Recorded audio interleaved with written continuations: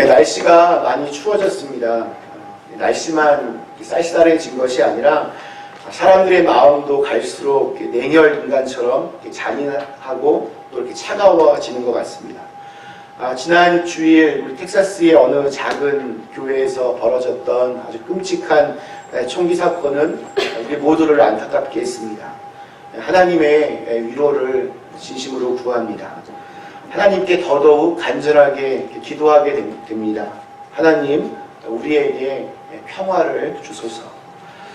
오늘 이 아침에 하나님의 평강을 사모하며 예배의 자리에 오신 사랑하는 그린빌 가족 한 분 한 분의 삶과 또 가정과 섬기시고 경영하시는 모든 일터 위에 염려와 두려움으로 가득한 이 땅의 어두움을 희망의 빛으로 서서히 몰아내시는 하나님의 크신 은혜와 평강이 가득하시기를 주님의 이름으로 간절히 기원합니다. 많은 사람들이 우리의 인생을 이렇게 여행에 비유를 합니다. 여행은 보면 출발이 있고 또한 도착이 있습니다. 모든 여행에는 시작이 있고 끝이 있습니다.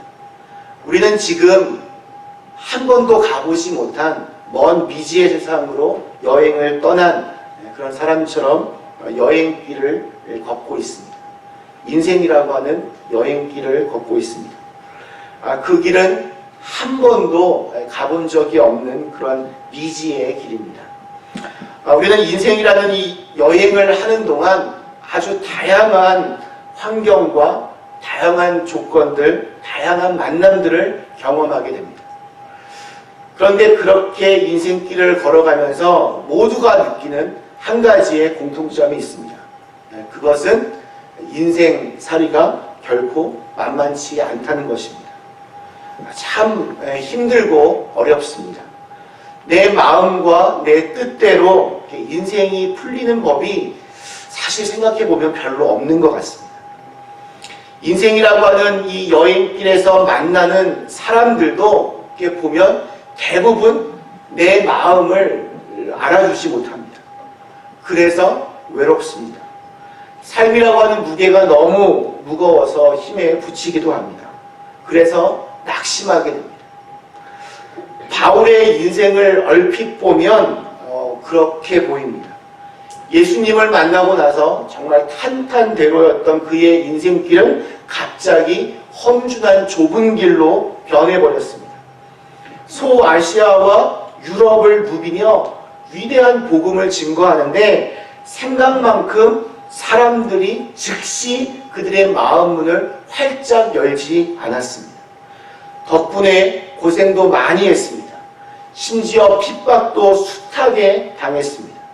고린도 후서 11장 23절 이하에 그가 겪었던 일들에 대해서 이렇게 언급합니다. 제가 좀 더 쉽게 현대어 성경 버전을 읽어보면 이렇습니다. 나를 정신병자로 보겠지만 나는 더욱 그렇습니다. 나는 그들보다 더 많이 수고했으며 여러 번 옥에 갇혔고 매도 수없이 맞았으며 죽을 고비도 여러 번 겪었습니다. 나는 유대인들에게 39대의 매를 5번이나 맞았습니다. 또 3번이나 몽둥이로 맞았고 한 번은 돌에 맞았으며 3번이나 파산하였고 밤낮 하루를 꼬박 바다에서 헤맨 일도 있습니다. 나는 여러 번 여행하면서 강도의 위험과 동족의 위험과 이방인들의 위험과 도시의 위험과 광야의 위험과 바다의 위험과 거짓 신자들의 위험을 당했습니다. 또 수고하고 애쓰며 뜬 눈으로 밤을 지새운 적도 여러 번이었고 줄이고 목마르며 수없이 굶고 추위에 떨며 헐벗기도 하였습니다. 이 정도 이렇게 고백할 정도면 그의 인생은 정말 비참해야 마땅합니다. 바울의 인생 여행은 정말 어려웠습니다. 그런데 바울이 이렇게 힘든 자기의 인생 여행을 하는 동안 나를 몰라주는 세상을 저주하고 자기의 인생을 비관하며 내 마음을 몰라주는 사람들을 증오했습니까? 그렇지 않았습니다. 오히려 정반대였습니다. 사람들이 정신병자로 볼 만큼 무슨 굉장히 좋은 일이 가득한 사람처럼 그는 그렇게 기쁨으로 감사함으로 자기의 인생을 살았습니다. 자기보다 형편이 더 나아 보이는 사람들을 오히려 위로하고 격려하며 살았습니다. 9절에서 오늘 바울이 당당하게 이렇게 선포를 합니다. 너희는 내게 배우고 받고 듣고 본 바를 행하라. 그리하면 평강의 하나님이 너희와 함께 계시리라. 한마디로 얘기하면 우리의 인생길에서 지치고 힘들어야 하는 모든 사람들에게 나처럼 살아라. 그러면 평강의 하나님께서, 나와 함께 하셨던 그 하나님께서 너희와 함께 하실 것이라고 그렇게 말을 합니다. 이 얼마나 여러분 놀라운 고백입니다. 저는 예수님을 정말 제대로 잘 믿으면 이 세상에서도 정말 멋있고 근사한 사람이 될 수 있다고 믿습니다. 바울처럼 어떠한 환경과 상황에 놓여 있든지 무슨 일을 만나든지 누구와 만나든지 이 땅에서 천국을 살아낼 수 있다라고 그렇게 믿습니다. 바울은 지금 심지어 감옥에 갇혀 있는 상태입니다. 언제 죽을지 모릅니다. 하루하루가 정말 두려움과 염려로 가득해야만 하는 것이 정상입니다. 그러나 그는 그렇지 않았습니다. 너희는 내게 배우고 받고 듣고 본 바를 행하라. 그리하면 평강의 하나님이 너희와 함께 계시리라. 평강의 하나님이 늘 그와 함께 계시니 모든 두려움과 염려가 그의 마음과 그의 생각을 지배하지 못했습니다. 지금 여러분의 마음과 생각은 무엇으로 가득 차 계십니까? 무엇을 담고 계십니까? 인생길은 모두가 다 힘듭니다. 겉으로 보기에는 참 멀쩡해 보여도 참 부러워 보이지만 모두 다 저마다의 무거운 십자가를 지고 그렇게 인생을 살아갑니다. 자, 그런데 똑같이 예수를 믿는다고 하는데 어떤 사람은 하나님의 평강이 그 사람의 생각과 마음을 지배하는데 어떤 사람은 여전히 인생의 두려움과 염려라고 하는 그 감옥 안에 갇혀서 예수를 믿는 자유함도 예수를 믿는 기쁨도 모르는 채 그렇게 살아가는, 여러분 얼마나 안타까운 일이겠습니까? 이전에 어느 목사님의 간증을 들은 적이 있습니다. 어린 시절 이분이 굉장히 가난했다고 합니다. 학교를 가기는 가는데 도시락을 싸갈 수가 없어서 점심때만 되면 수도가에서 그 수돗물로 그 굶주린 배를 물로 채웠다라고 합니다. 그렇게 물로 자기의 배를 채우고는 학교 동산에 누워서 하늘을 보면서 이렇게 기도했다고 합니다. 하나님, 배는 물로 채우지만 내 이 가슴은 하늘로 채워지게 하옵소서. 가난이 그를 삼키지 못했습니다. 오히려 더 큰 꿈을 꾸게 하고 그를 정말 반듯하게 그렇게 만들어갔습니다. 그런데 똑같이 가난이라고 하는 환경과 조건 속에서 어떤 사람들은 가난이 싫어서 내가 한번 정말 보란듯이 부자가 되겠다고 수단과 방법 가리지 않고 완전히 돈의 노예가 되어서 그렇게 살아가는 사람들도 있습니다. 그 중에는 더 나가서 강도나 도둑이 되어서 악의 소굴에 빠진 사람들도 있습니다. 또 어떤 사람들은 나에게 이 가난을 물려준 부모를 평생토록 원망하고 그 가슴에 한을 품고 사는 사람들도 있습니다. 여러분, 이것들이 다 무슨 차이입니까? 우리 생각의 차이입니다. 우리 마음의 차이입니다. 무엇을 보고 있느냐의 차이입니다. 물론 저마다 처하게 되는 환경과 상황들이 우리에게 정말 많은 부분 영향을 주는 것은 사실이지만 그것이 다가 아닙니다. 그 상황에서 우리가 무엇을 생각하느냐, 어떤 마음으로 대하느냐, 무엇을 보는가, 이런 것이 우리의 오늘과 내일을 결정합니다. 저와 여러분은 하나님을 믿는 사람들입니다. 그분의 사랑을 믿습니다. 그분의 지혜를 믿습니다. 또한 그분이 전지전능하신 분이심을 믿습니다. 하나님은 저와 여러분을 끝까지 포기하지 않으시고 우리에게 살 길을 열어주십니다. 그렇기 때문에 우리가 마주하게 되는 모든 고통과 어려움에는 반드시 하나님의 뜻이 그 안에 숨겨져 있고 그것을 발견하는 것이 바로 신앙의 힘입니다. 저와 여러분이 하나님의 자녀인데 자녀를 죽음의 길로 내모는 부모가 어디 있겠습니까? 반드시 살 길을 열어주십니다. 우리나라 속담 중에 하늘이 무너져도 솟아날 구멍이 있다는 그런 말이 있습니다. 근데 보면 전 틀린 말 같습니다. 하늘은 언제나 열려 있었습니다. 한 번도 무너진 적이 없었습니다. 우리의 연약함 때문에 혹은 우리의 죄악 때문에 정말 기가 막힐 웅덩이와 깊은 수렁에 빠질 때가 있습니다. 그래서 그곳을 빠져나오려고 내 힘으로 그냥 온갖 발버둥을 쳐봅니다. 어디 내가 솟아날 구멍이 있나 열심히 밑을 쳐다보며 이것저것 다 해봅니다. 그러면 어두움의 늪속으로 계속 빨려 들어갈 뿐입니다. 나중에는 이렇게 발버둥을 칠 힘도 다 떨어집니다. 그럴 때 살 길은 오직 하나뿐입니다. 위로부터 내려오는 그 무언가를 잡는 것입니다. 그러기 위해서 우리는 눈을 들어 하늘을 봐야 됩니다.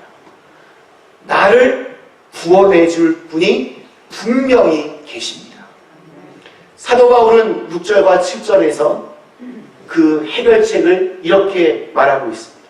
아무것도 염려하지 말고 다만 모든 일에 기도와 간구로 너희 구할 것을 감사함으로 하나님께 아뢰라. 그러면 모든 지각에 뛰어난 하나님의 평강이 그리스도 예수 안에서 너희 마음과 너희 생각을 지키시리라. 요한복음 14장에서도 예수님이 단호하게 이렇게 명령을 하십니다. 너희는 마음에 근심하지 말라. 하나님을 믿으니 또 나를 믿으라. 염려와 근심에 대해서 주님은 단호한 명령으로 그렇게 하지 말라고 금하십니다. 염려한다 라고 하는 것은 실상은 주님에 대한 믿음이 없다는 증거입니다. 그래서 기도의 사람이었던 조심 뮬러는 염려의 시작은 신앙의 끝이요 신앙의 시작은 염려의 끝이다 라고 하였습니다. 어떤 환자가 있었습니다. 그 환자가 이 불안증이 너무 심해서 이 손을 가만두지 못하고 자꾸 주변에 있는 종이들을 자꾸 이렇게 찍는 그런 스트레스가 있어요. 그런 버릇이 있었습니다. 이 불안증이 너무 심각해서 결국 이 사람이 정신과 의사를 찾아갔습니다. 상담을 받는데 의사가 아주 유명한 학자들을 얘기하면서 그 이론들을 소개하면서 아주 고상하게 이것저것 다 설명을 해주었습니다. 그런데 그 상담을 받으면서도 습관적으로 계속 뭔가 이렇게 종이를 계속 이렇게 찍는 것이었습니다. 심지어 의사가 이렇게 적고 있는 그 차트까지도 이렇게 찍는 것을 보았습니다. 이 모습을 보고 이 정신과 의사가 갑자기 너무 화가 나서 큰 소리로 명령했습니다. 찢지 마! 이 소리를 듣는 순간 환자가 깜짝 놀라서 이 종이 찍기를 그만두었고 그날 이후로 그 병이 나았다라고 합니다. 그러니까 단호하게 딱 말한 그 명령 한마디에 병이 치료된 것입니다. 똑같이 주님께서 이제 저와 여러분을 향해서 명령하십니다. 염려하지 마. 염려하지 마. 복음서가 중에 우리 기도할 수 있는데 라는 찬양이 있습니다. 기도할 수 있는데 왜 걱정하십니까? 기도하면서 왜 염려하십니까? 기도할 수 있는데 왜 실망하십니까? 기도하면서 왜 염려하십니까? 주님 앞에 무릎 꿇고 간구해 보세요. 마음을 정결하게 뜻을 다하여. 기도할 수 있는데 왜 걱정하십니까? 기도하면서 왜 염려하십니까? 기도할 수 있는데 여러분 왜 염려하십니까? 이 단순한 질문은 우리의 신앙 자세를 송두리째 뒤흔드는 질문이기도 합니다. 내가 정말 하나님을 믿는데, 내가 진짜로 그 하나님을 믿고 기도하는데 여전히 염려와 두려움, 걱정과 근심의 노예로 살아간다면 그것은 가짜 신앙이고 가짜 믿음입니다. 1887년 펜실베니아 어느 추운 겨울 교육대학을 수석으로 졸업한 30대 여교사 에드워드 히윗이라고 하는 한 여인이 있었습니다. 이 여인은 불량 소년을 이렇게 전도하다가 소년이 던진 그 지붕 슬레이트에 맞아서 7개월 동안 입원하여 척추 치료를 받게 되었습니다. 병상에 누워서 꼼짝하지 못하고 대소변까지 다 받아내는 생활에 몸과 마음은 지칠 대로 지쳐갔습니다. 그녀는 원래 굉장히 경건하고 신앙이 좋은 사람이었지만 그렇게 병상에 누워있다 보니 점점 신경이 날카로워지고 뇌사에 짜증이 나고 자기의 몸을 그렇게 만든 그 소년에 대한 그 증오와 미움으로 아주 우울한 나날을 보내고 있었습니다. 그러다 어느 봄날 병실을 청소하는 한 흑인 여자 청소부가 찬송을 부르면서 열심히 바닥을 닦고 있는 것을 보았습니다. 그 모습을 보자 괜히 화가 납니다. 화창한 봄날 정말 그 따분하게 누워서 심사가 뒤틀려 있는 그녀는 이 흑인 청소부의 모습을 보며 분노에 찬 목소리로 이렇게 말합니다. 이봐요. 이렇게 여기서 이렇게 청소하는 주제에 뭐가 그리 좋다고 그렇게 웃으며 기뻐하며 쌩글거리는 거예요. 역정을 낸 이 흑인 여사에게 흑인 청소부가 이렇게 말을 합니다.